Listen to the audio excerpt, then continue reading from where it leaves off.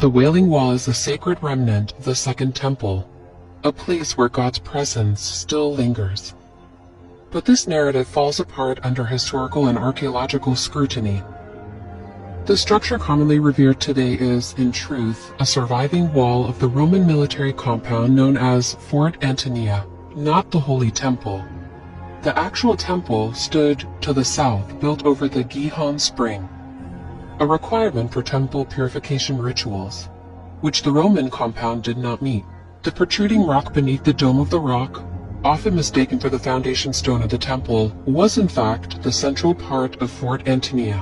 In other words, the Jews today are not praying at the remains of God's temple. They are praying at the wall of a Roman fortress. But the deception goes deeper. The rituals performed at the Wailing Wall are rooted not in biblical faith, but in the 13th century occult system of the Kabbalah, as elaborated in the Zohar and further mystified by the Hasidic movement. The supposed divine presence they seek at the wall is not the God of Abraham, Isaac, and Jacob. It is the Shekhinah, a feminine emanation in Jewish mysticism. She is described in erotic, intimate terms, often as a divine consort, with whom spiritual union is sought through the act of prayer, a practice called kavana, where physical movement, like the back and forth thrusting you see, mirrors an esoteric sexual ritual intended to unite the Shekhinah with the Ein Sof, the infinite masculine force of their God concept. This is not worship, it's a metaphysical sex act disguised as devotion. It is an inversion of divine truth, rooted in mysticism that Scripture calls an abomination. And this is where it collides with our politics.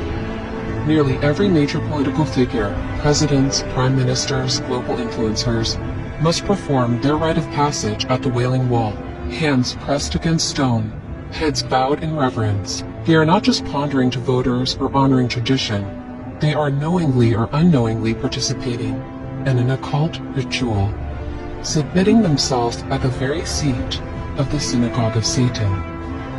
Scripture is unambiguous. In Acts 17:24, it says, God does not dwell in temples made with hands. Much less would he dwell in a Roman fortress surrounded by rituals that glorify a false god and mystical union. It is spiritual prostitution. Our leaders are not just shaking hands with global powers. They are shaking hands with the devil.